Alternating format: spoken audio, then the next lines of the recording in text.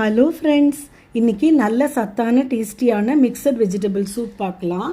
இந்த சூப் நம்ம சாதாரணமாக ஒரு மீலுக்கு முன்னால் எடுத்துக்கிற லைட் சூப்பாக இல்லாமல் இந்த சூப்பே ஒரு நல்ல முழுமையான ஹோல்சம் மீலாக இருக்கும். டயட்டில் இருக்கிறவங்க இந்த சூப்பையே ஒரு வேளைக்கான உணவாக எடுத்துக்கலாம்.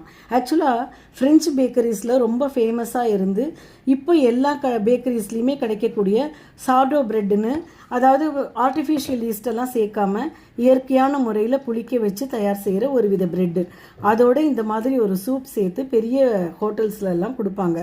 சார்டோ பவுல்னு பிரெட்டையே ஒரு பவுல் ஷேப்பில் வச்சு அதுக்குள்ளே இந்த சூப்பை வச்சு தருவாங்க. ரொம்ப டேஸ்டியாக இருக்கும். இன்றைக்கி அப்படி ஒரு சூப்பை தான் பார்க்க போகிறோம்.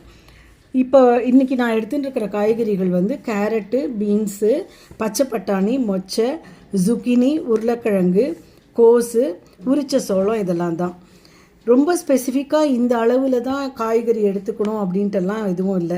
எல்லா காய்கறிலையும் அரை கப்பு அல்லது 3/4 கப்பு அப்படி எடுத்துக்கலாம். நமக்கு இஷ்டமான காய்கறியை கூட குறைய கூட எடுத்துக்கலாம். இப்போ இந்த காய்கறி எல்லாம் வாஷ் பண்ணி பொடியாக நறுக்கி ப்ரெஷர் குக்கரில் டைரெக்டாக போட்டு 2 ஸ்பூன் உப்பும் போட்டுக்கணும். ஒரு டம்ளர் தண்ணி சேர்த்து 2 விசில் வர அளவுக்கு ப்ரெஷர் குக்கரில் வேக வச்சுக்கணும்.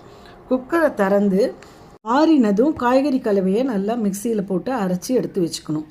இப்போது ஒரு பேனில் 3 ஸ்பூன் எண்ணெய் விட்டு பொடியாக நறுக்கின ஒரு வெங்காயம், 4 பல்லு பூண்டு, பொடியாக நறுக்கின 1 table spoon carrot, 1 table spoon குடமிளகா, 1 டேபிள் ஸ்பூன் பச்சை பட்டாணி எல்லாத்தையும் போட்டு வதக்கி லேசாக தண்ணி தெளித்து 3 நிமிஷம் மூடி வச்சு காய்கறிகள் நல்லா சாஃப்டாக ஆகிற வரைக்கும் வேக விட்டுக்கணும். ரொம்ப வேக விடணுங்கிறது இல்லை. காய்கறிகள் கொஞ்சம் சாப்பிட்றச்சே கொஞ்சம் க்ரன்ச்சியாகவும் இருக்கணும். இப்போது 2 ஸ்பூன் மிளகு பொடி, 1 ஸ்பூன் உப்பு சேர்த்து கலக்கி அரைச்சி வச்சுருக்கிற காய்கறி கலவையும் சேர்த்து குழம்பு பதத்துக்கு தண்ணி சேர்த்து அடுப்பை மீடியம் ஃப்ளேமில் வச்சு கொதிக்க விடணும். கொதிக்க விடுறதும் ரொம்ப கொதிக்க விட வேண்டாம்.